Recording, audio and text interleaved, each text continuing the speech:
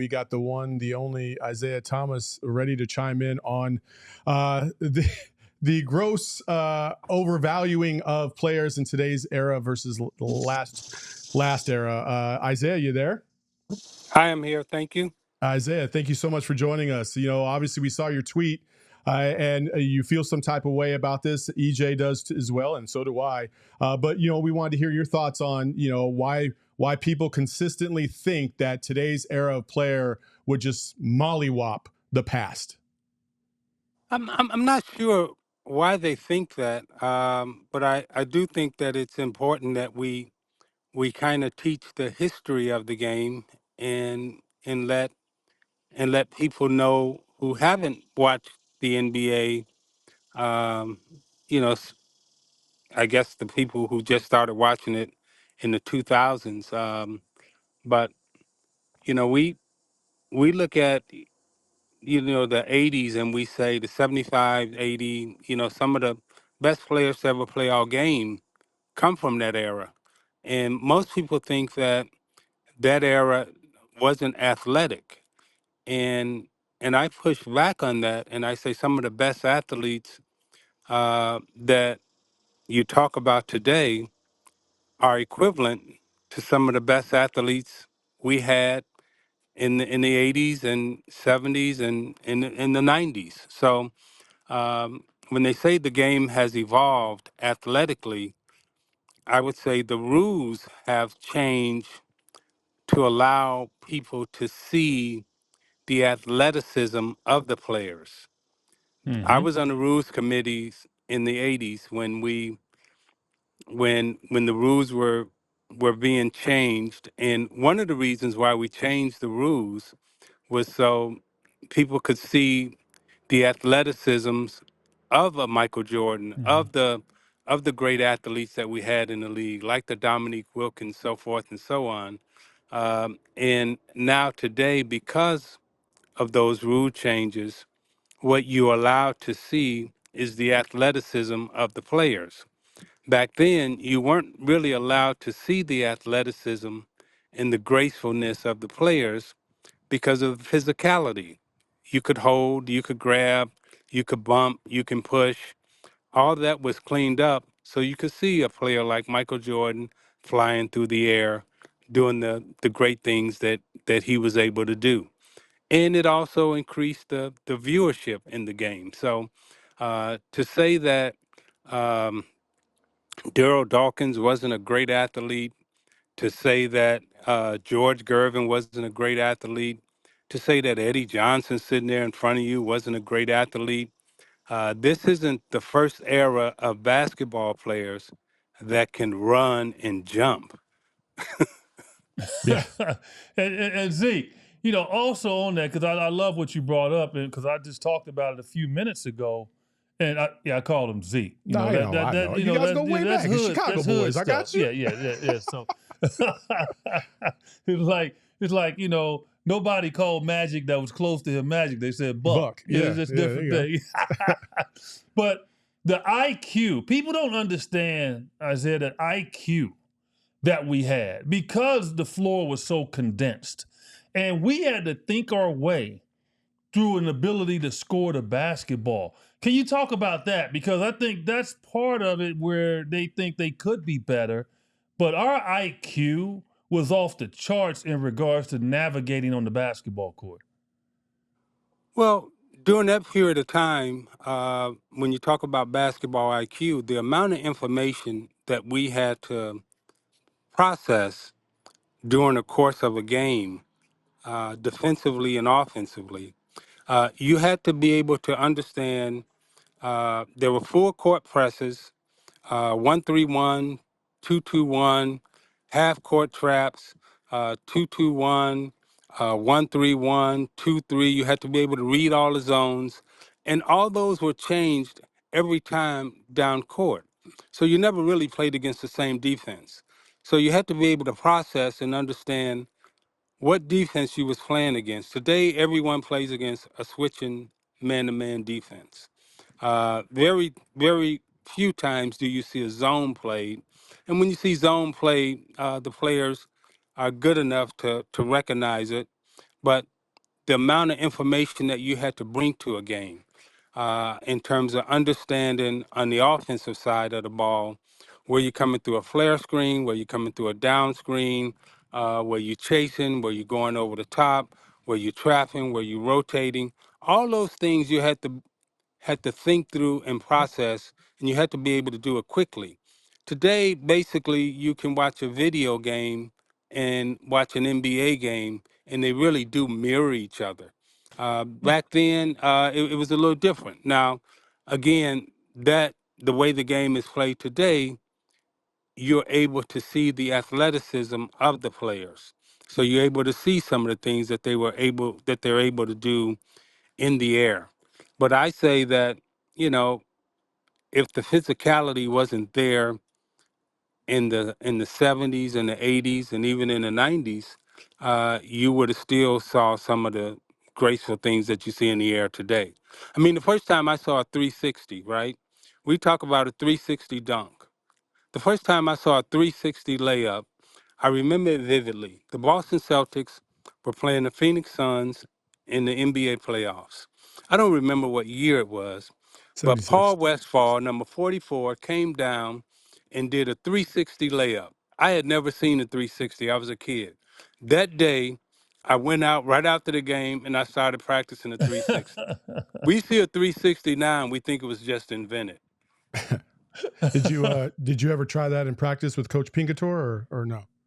I did it in a game. I did it with Coach You Pingator. did I did whatever it you at wanted to do Indiana. out there. I did it in the NBA. But the first, I imitated Paul Westphal on the 360. That was the first time I saw it.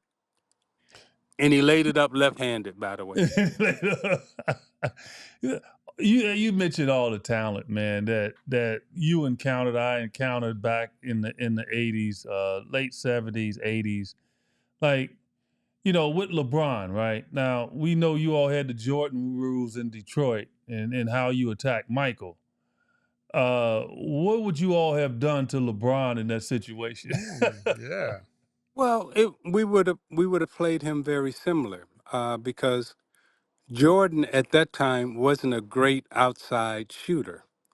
LeBron, throughout his career, you would say he's a good shooter, but you wouldn't put him up there with Steph Curry.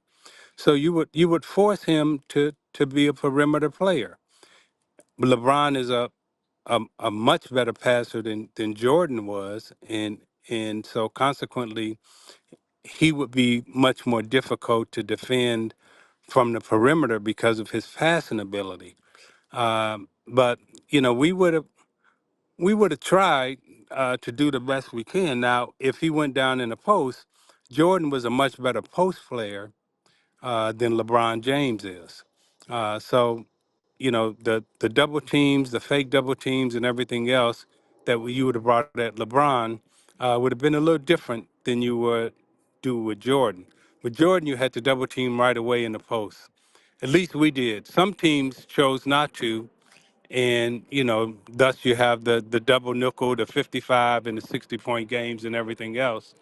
He got 60 on us too, but it wasn't consistent. Hey, so Isaiah, before you go, one last question about that. You talked about the intelligence of players back in the day versus now, right?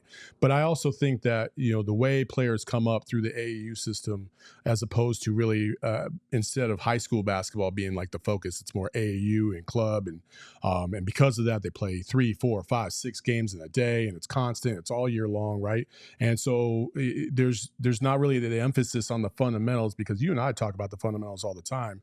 And Isaiah, you played for legendary coaches, not only in high school with Coach Pingator, but also at Indiana with Bobby Knight. The fundamentals and the small little things that separate the good from the great. And that's the one thing that I always go back to, especially when you talk about somebody like yourself or even Michael Jordan. One of the things that was the first thing that I heard about Michael Jordan was the fundamentals. Playing for Dean Smith were always emphasized over and over and over again. And it just doesn't feel like the caliber of player that's coming in, while athletically, because of all the advantages with science and training, might be a little bit better. That doesn't mean that they're necessarily better players, because the fundamentals are not where they need to be. I wouldn't necessarily blame it on AAU structure in terms of organization, Maybe the but what caliber of you just coach. yes, what you just hit on is coaching, right? The coaches that we had, and back in the day, in order to be a coach and to be called a coach, you had to have a secondary degree. Yep. You had to have a college degree, and then you had to have a secondary degree that allowed you to be able to teach. And and most of the coaches that we had back then, they all were called teachers and coaches. So you taught the game, and you taught it from an academic and educational standpoint, and then from a values-based standpoint, you were allowed to be called coach. Now, the value-based coaches, they were able to help you along in your personal growth as a person, as a human being, the rights from wrongs, and help you instill the values that your mom and dad were teaching you in the house. They would reinforce those values, and therefore you would call them coach. Those were value-based coaches.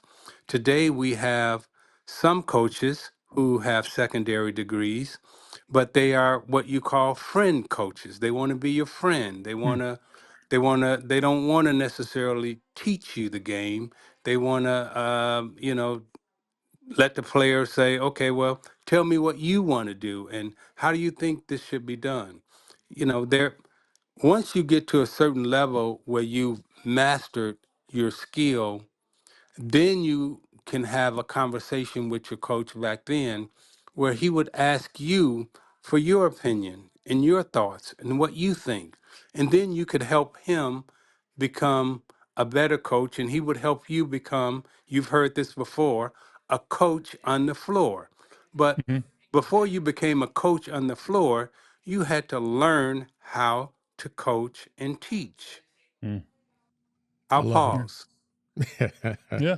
That's excellent. Yes, absolutely. And to me, again, just I have kids that are teenagers. I've seen them come up through, club systems and stuff like that, and it is a completely different approach today than it was when even back when I was playing in the '90s, and it's just a different era. We're going to have high school kids coming up here because of NIL money, making $1 million and they're in high school. I mean, how do you keep control of Yeah, a kid? I don't know about you, Isaiah.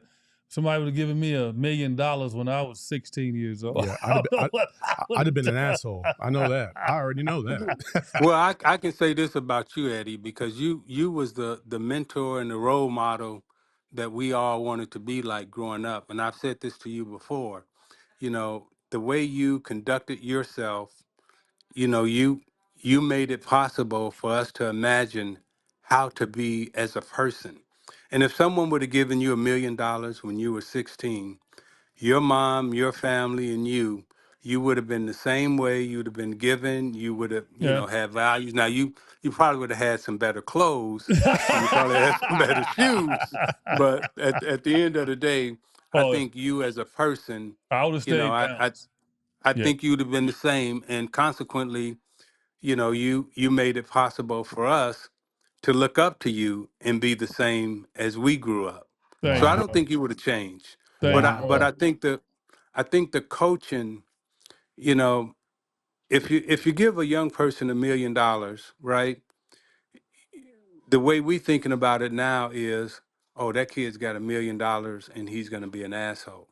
Well, this is where coaching, parenting, and everything else comes into Uh-huh. play. Hmm. Yeah. Y- I know I've met now that I've been in the NBA. I didn't know a lot of rich kids when I was growing up, but I met a lot of rich kids once I got into the NBA.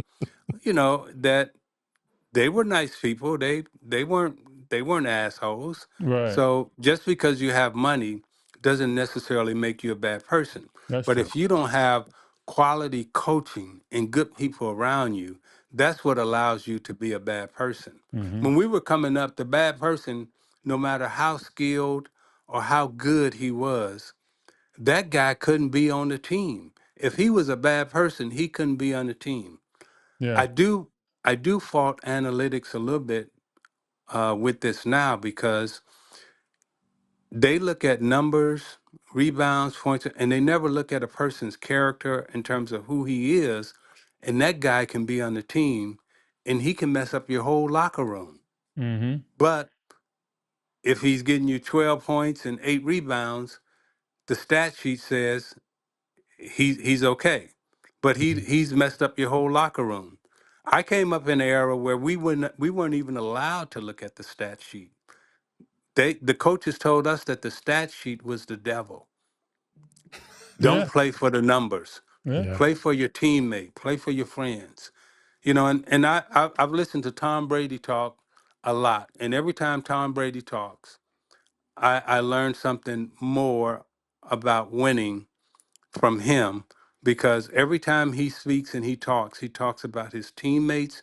He talks about playing with enthusiasm, being the best that he can be, working hard, being a backup, so forth and so on. I mean, and now he's looked at as one of the best to ever do it. But every time he speaks about his teammates and how Mm-hmm. important it was for him to be on a good team with good coaches in a good environment. Yeah. Yeah. Well, Isaiah, we can't thank you enough for taking some Yes, time sir. to talk about this today. We really do appreciate it, and wish you the best of luck on whatever you're doing. If you are on the golf course, hopefully you're shooting a good number right now. Well, pray for me. Thank you, Isaiah. All right, Zeke. Love you, bro. Love you too, brother, and thank you. All right, that was the great Isiah Thomas joining us today. I mean, that was phenomenal.